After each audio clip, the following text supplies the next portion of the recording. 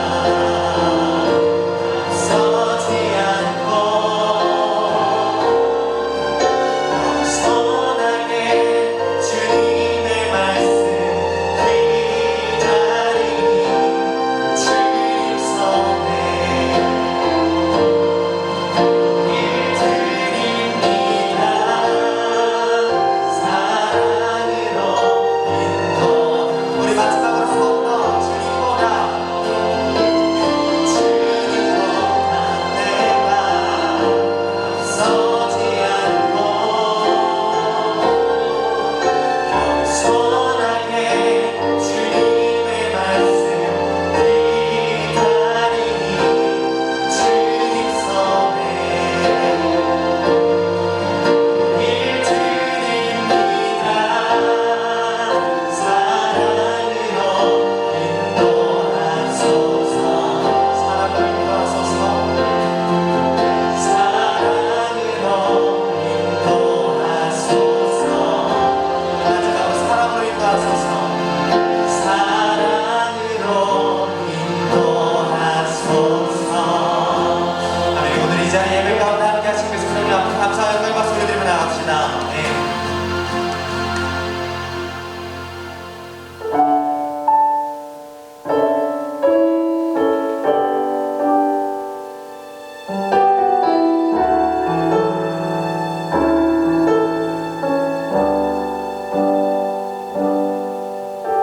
주 사랑이 나를 숨쉬게 해.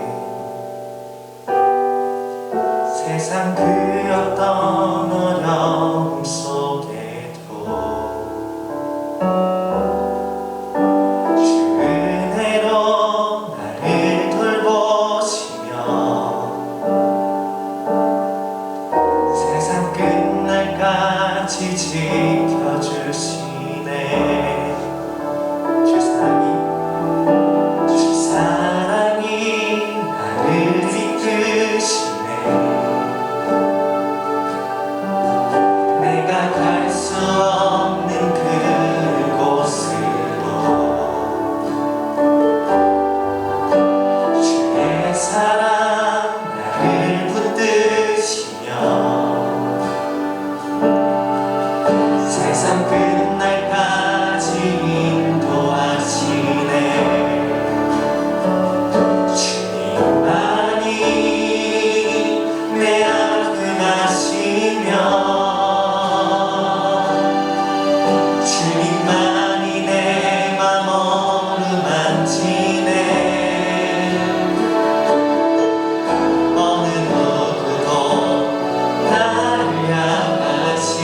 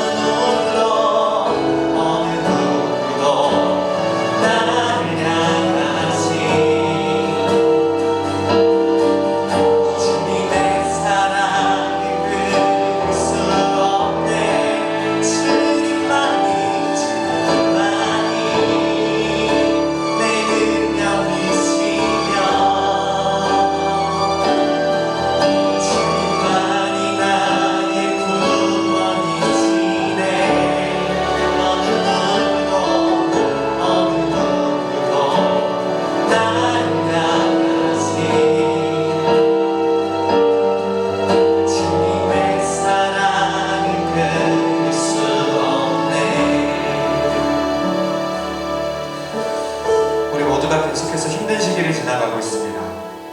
참 어디서도 위로를 찾을 수 없고 참 마음의 답답함과 그 외로움과 공허함을 달래줄 수 없는 이 상황 가운데 참 억울한 마음도 크고 속상한 마음도 큰 것 같습니다.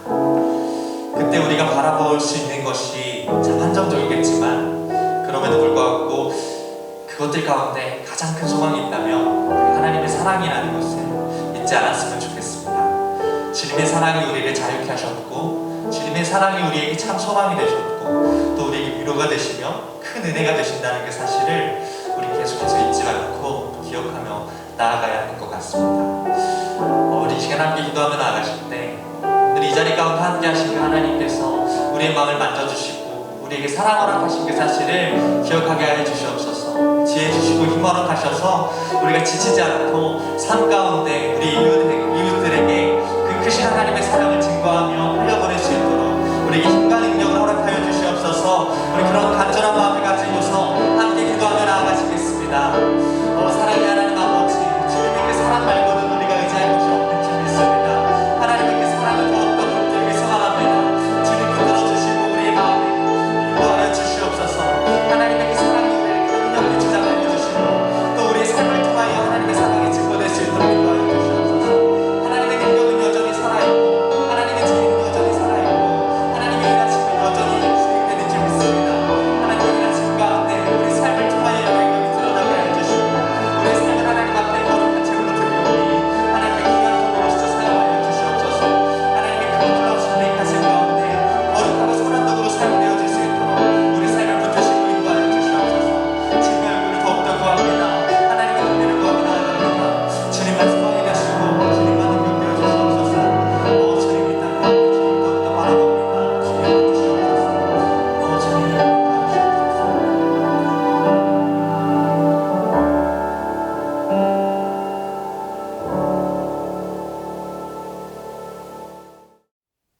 다 함께 기도하시겠습니다.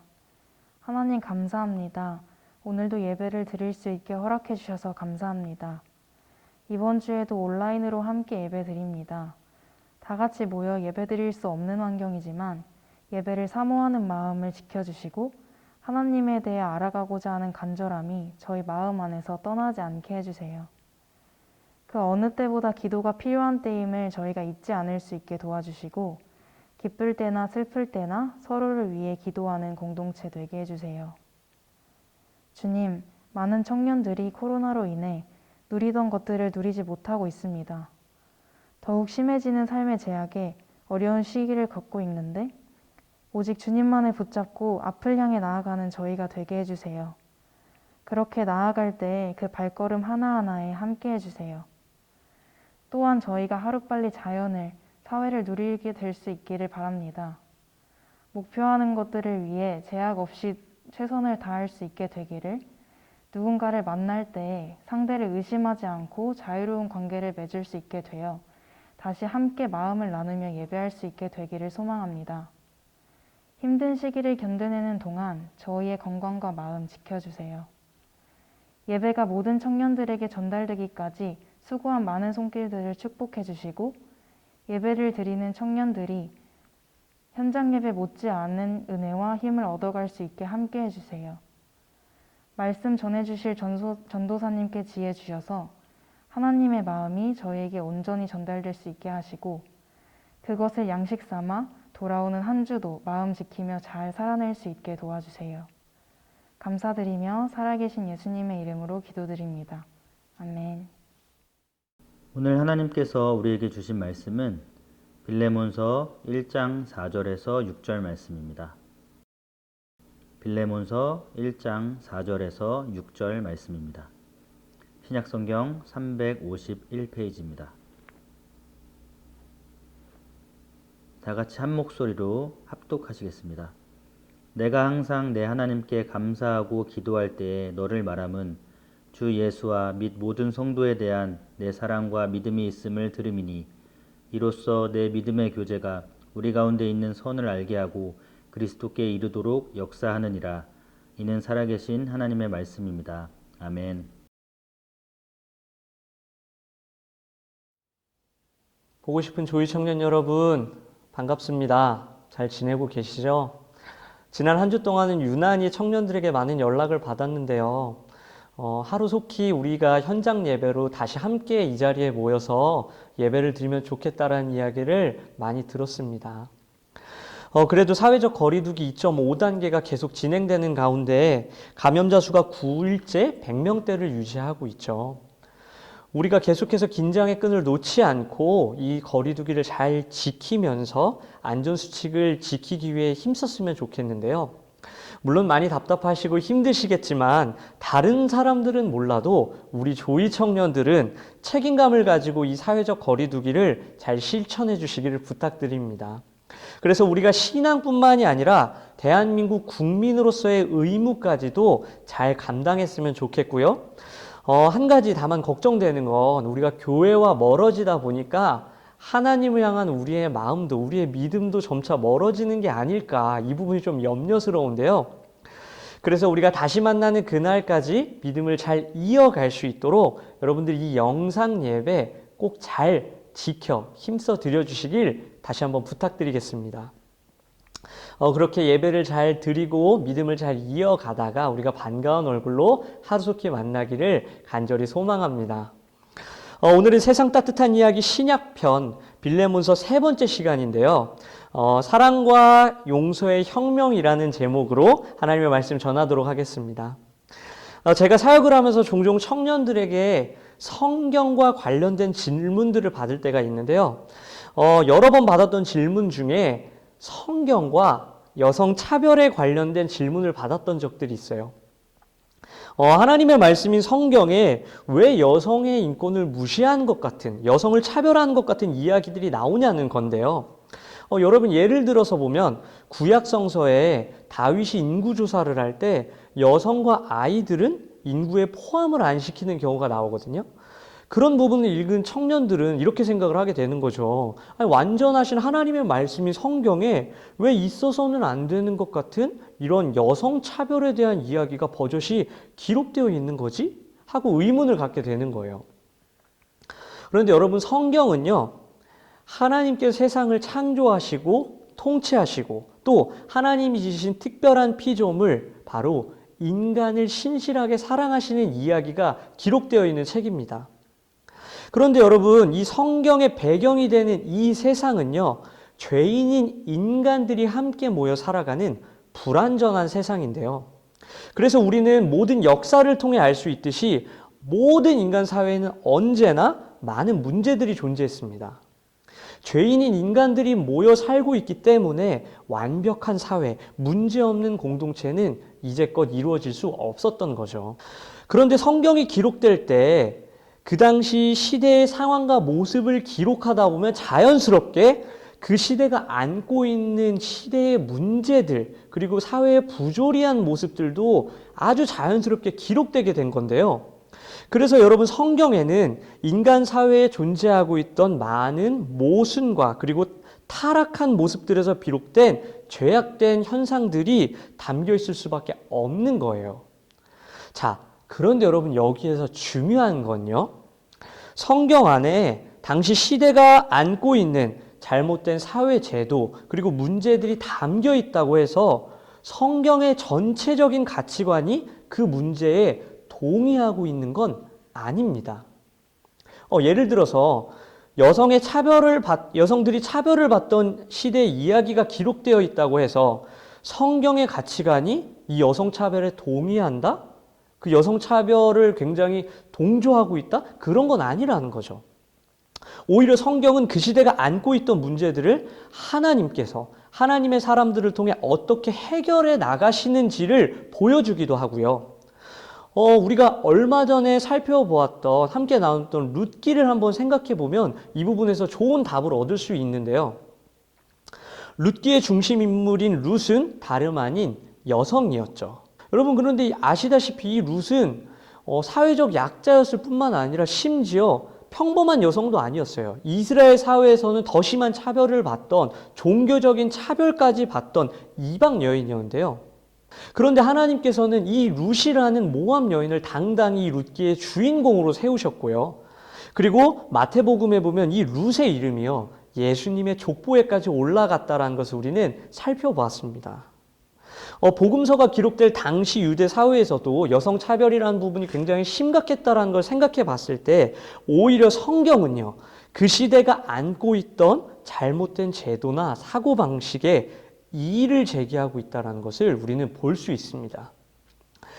이처럼 성경은 시대가 안고 있는 모든 차별과 불의와 폭력과 압제와 무질서함 그리고 이기심, 이러한 인간의 모든 그릇된 욕망에서 비롯된 것들을 배격하고요. 또한 그것들로부터 우리가 어떻게 자유로워질 수 있는지 놀라운 방법을 제시해 줍니다. 그리고 이 놀라운 방법, 모든 인간의 타락에서부터 벗어날 수 있는 이 방법을 우리는 구원이라고 말하죠.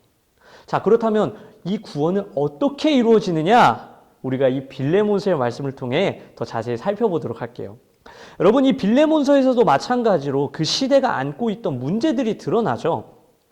오늘날 현대 시대를 살아가고 있는 우리에게는 전혀 공감이 안 되는, 너무나 비인간적이라서 당연히 없어져야 한다고 생각됐던 사회제도가 그 당시 때는 존재하고 있었는데요.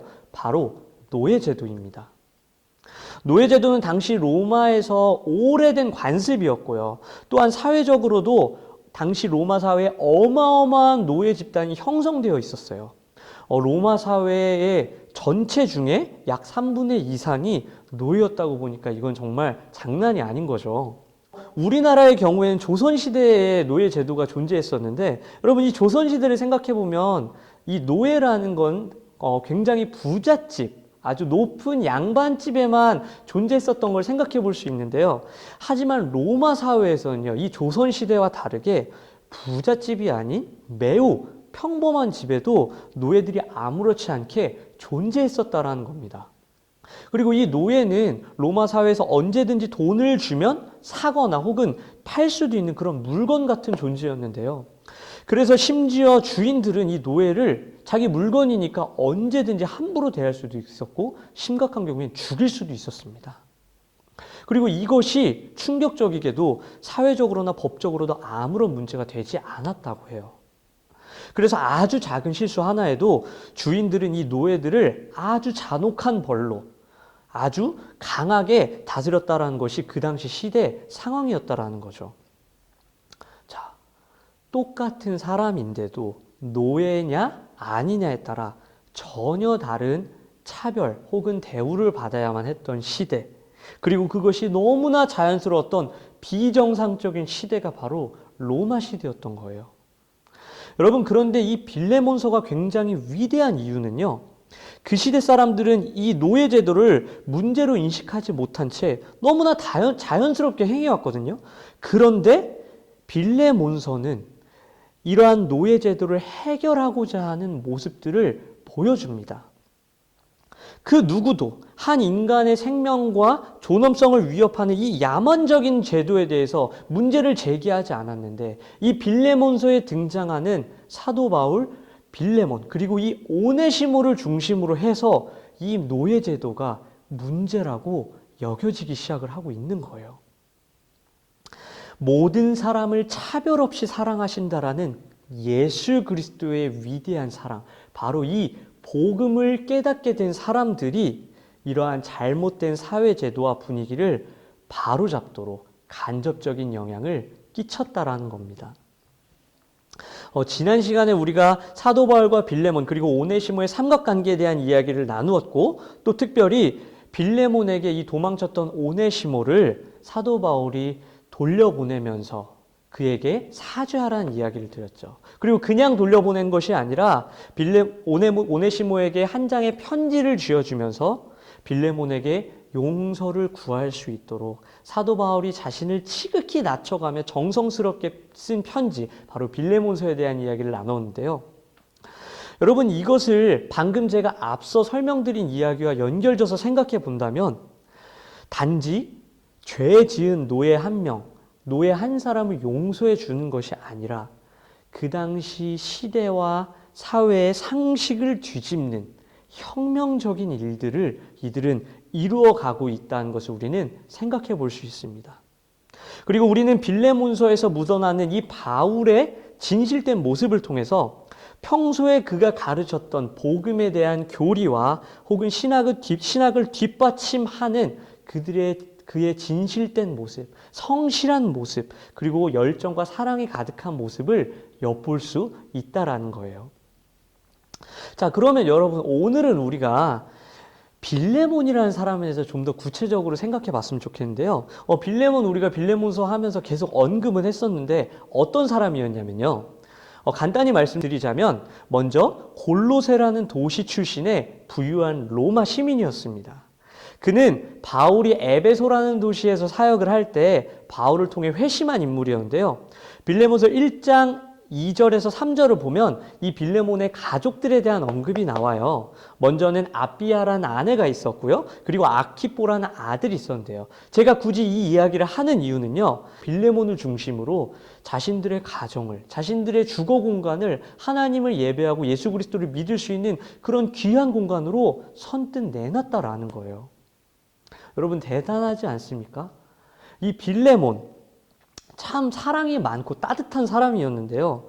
사실 이 빌레몬이라는 이름도 애정이 있는 사람 또는 사랑의 사람이라는 뜻을 가지고 있습니다.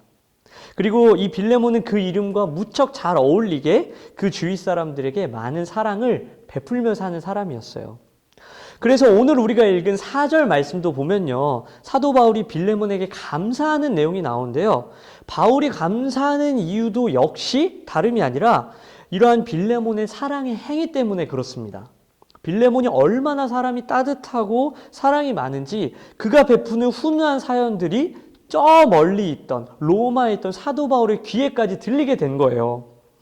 여러분, 이렇게 빌레몬은 사랑이 많은 사람이었고 그를 통해 그가 속해 있는 공동체에는 예수 그리스도의 사랑이 풍성하게 넘쳐났습니다. 자, 그런데 여러분, 여기서 한번 생각해 볼까요? 이 빌레몬 밑에 있었던 오네시모, 도대체 뭐가 마음에 안 들어서 도망을 갔을까? 빌레몬이 유독 오네시모에게만 차별한 걸까요? 아니면 오네시모가 이 빌레몬에게 무언가 서운한 일을 겪은 걸까요? 우리가 자세한 상황은 알지 못하지만 어쩌면 이 빌레몬이 오네시모에게 잘못을 했다거나 이 오네시모를 못 살게 군 것이 아니라 우리는 오네시모에게 어쩌면 문제가 있지 않을까 생각해 볼 수 있습니다. 그리고 이 오네시모가 빌레몬에게 해서는 안 되는 죄를 저질렀다라고도 추측해 볼 수 있는 거죠. 자, 이러한 상황에서 여러분, 이렇게 사랑 많은 사람 빌레몬, 아무리 이 빌레몬이더라도 오네시모가 돌아왔을 때는 정말 많이 당황스럽지 않았을까요? 그리고 그런 오네시모를 선뜻 용서하기란 어려웠을 것 같아요.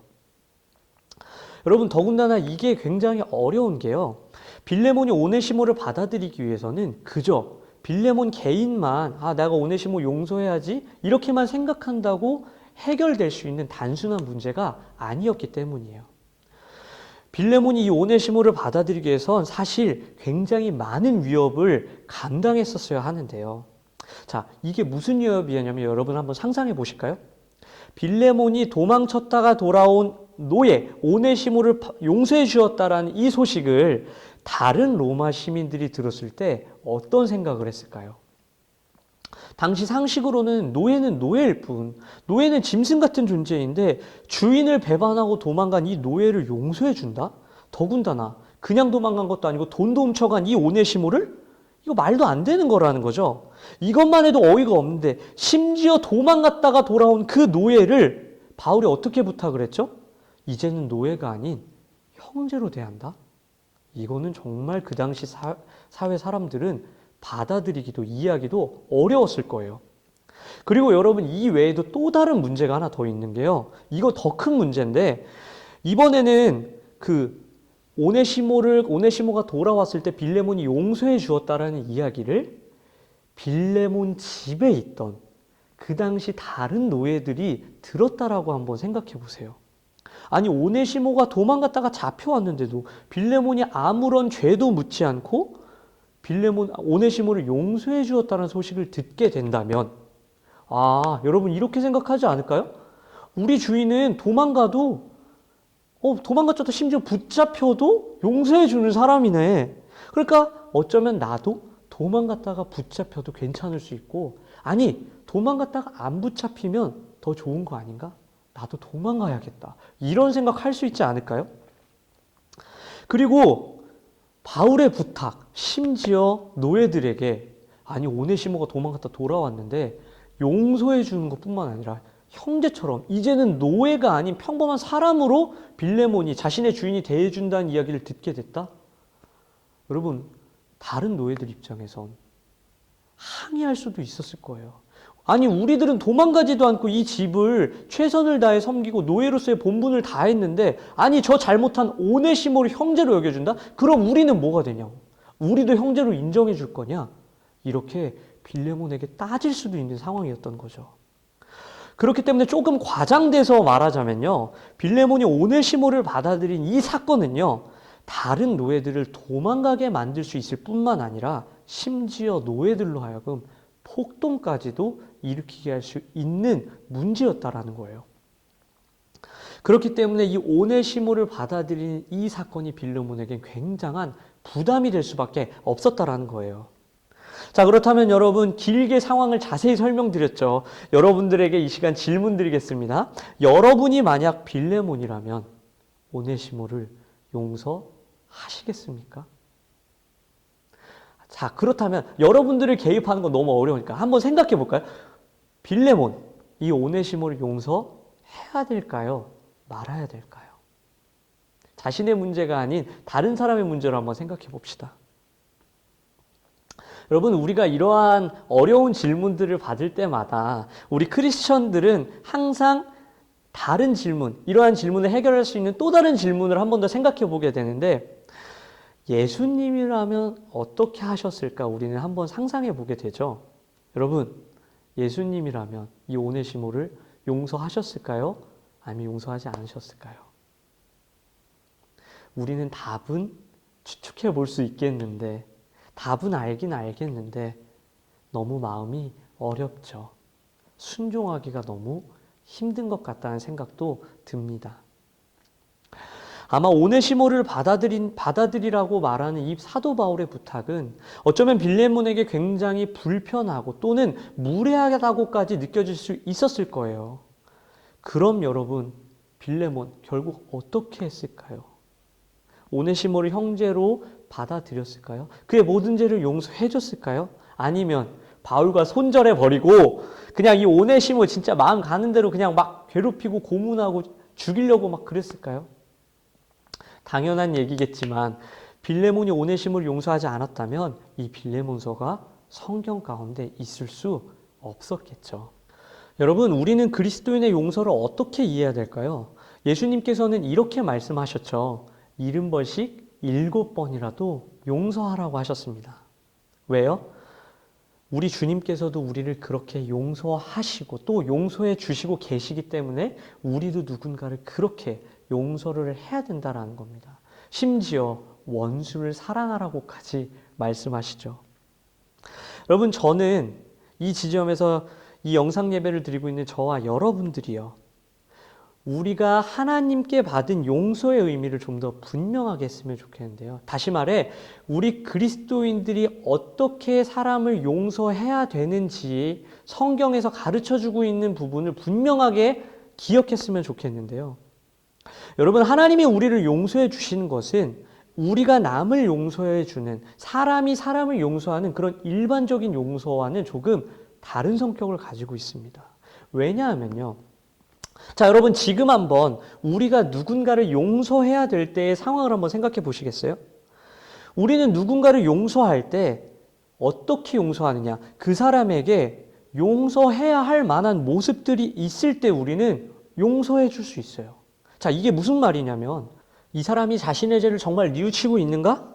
혹은 제대로 자신이 잘못한 사실에 대해서 인정하고 고백했는가? 그리고 2번 다시 같은 죄를 범하지 않겠다고 다짐했는가? 뭐 이런, 우리는 누군가를 용서할 때 용서받을 만한 자격을 물을 때가 많다라는 겁니다.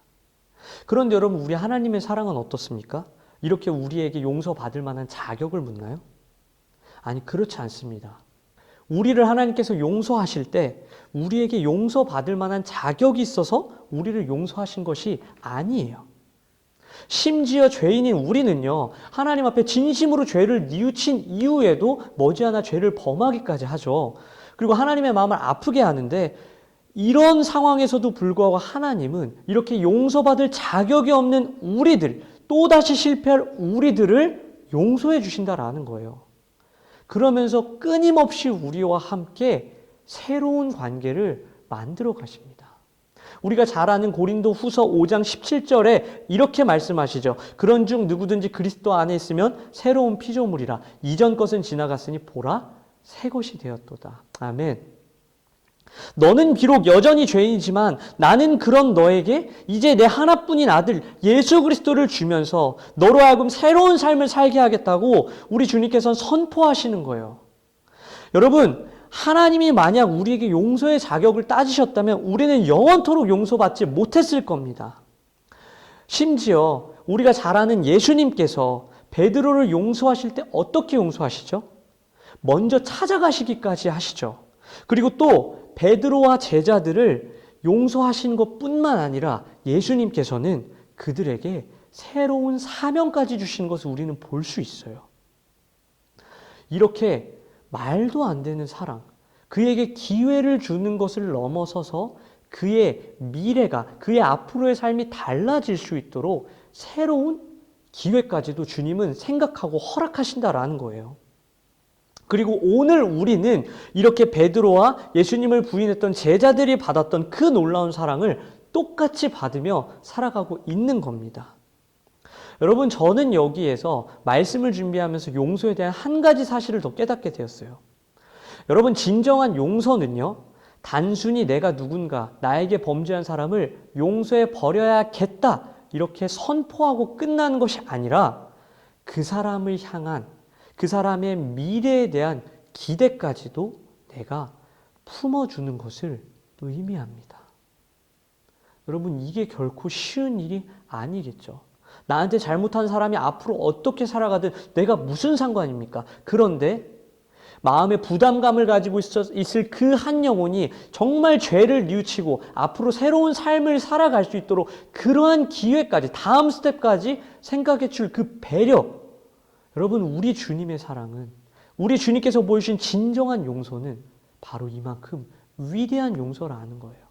그리고 이 사실을 알았던 사도 바울은 오네시모를 빌레몬이 용서해 주는 것을 넘어서서 이제 그의 미래가 달라질 수 있도록 새로운 기회를 달라고 요구하고 있는 겁니다. 여러분들, 이 사실을 여러분들이 잘 기억하셨으면 좋겠어요. 너무나 어려운 부분이지만 저와 여러분들도 예수님께서 그리고 사도 바울과 빌레몬과 오네시모가 보여주고 있는 이 용서의 모습을 생각하면서요, 우리도 내 주위의 사람들을 용서하기 위해 힘쓸 수 있었으면 좋겠습니다. 마음이 어려워지는 순간, 누군가를 용서하기가 어려워지는 그러한 순간들이 다가올 때마다 여러분, 그때마다 예수님께 기도할 수 있었으면 좋겠어요. 그리고 우리에게 품으셨던, 주님이 품어주셨던 그 긍휼의 마음을 여러분들도 구하실 수 있기를 바랍니다.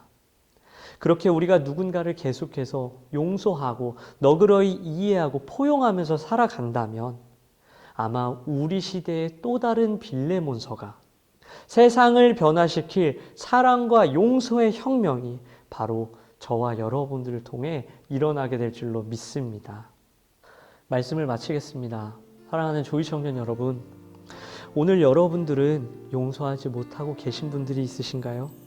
어떠한 마음의 장벽들이, 어떠한 상황들이 여러분들이 그를 용서하지 못하게 방해하고 있나요?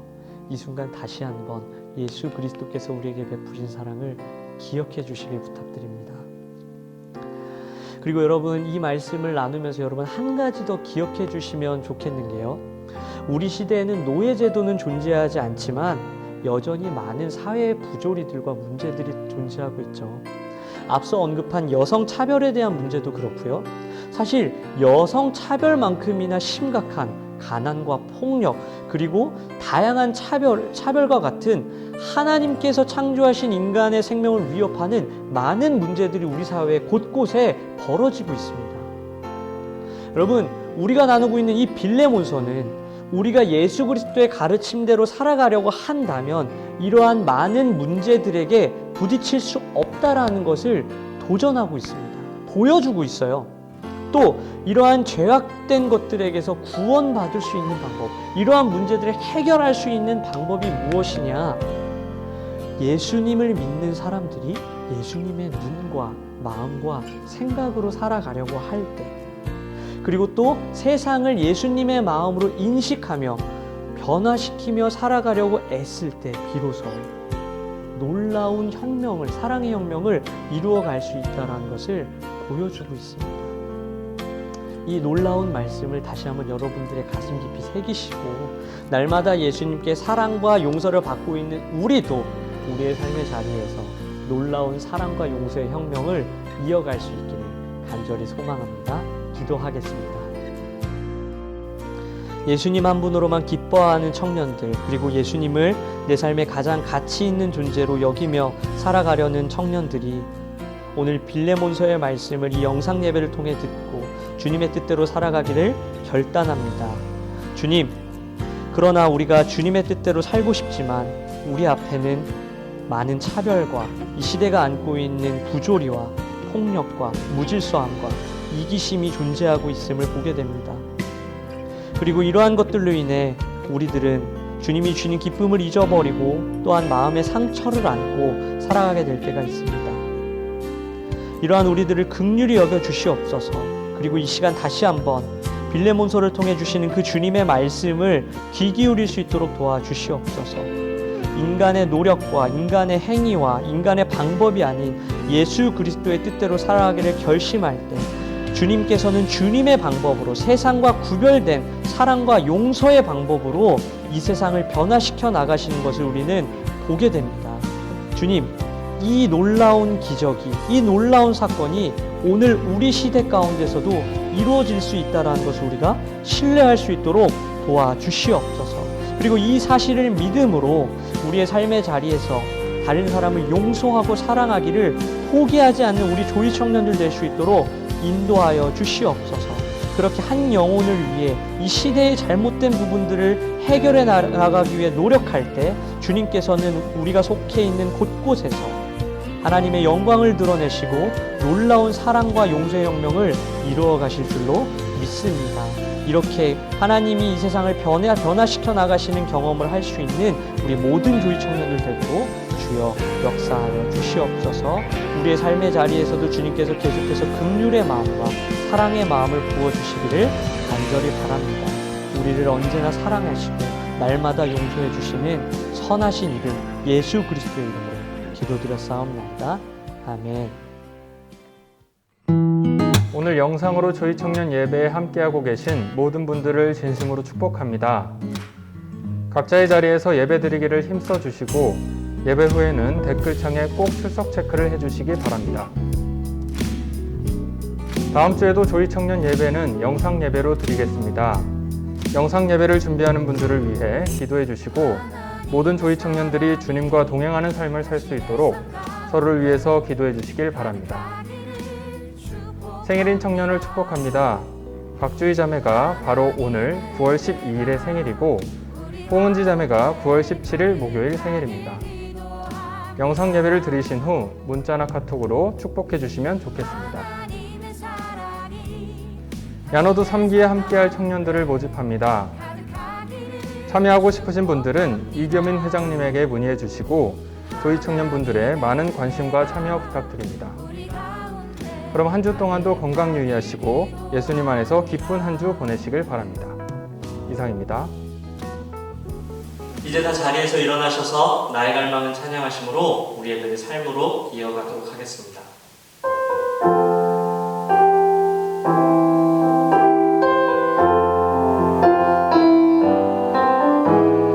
계속해서 주님을 사랑하기를 힘쓰는 우리 모든 조이 청년들이 되기를 소원합니다. 나의 갈망은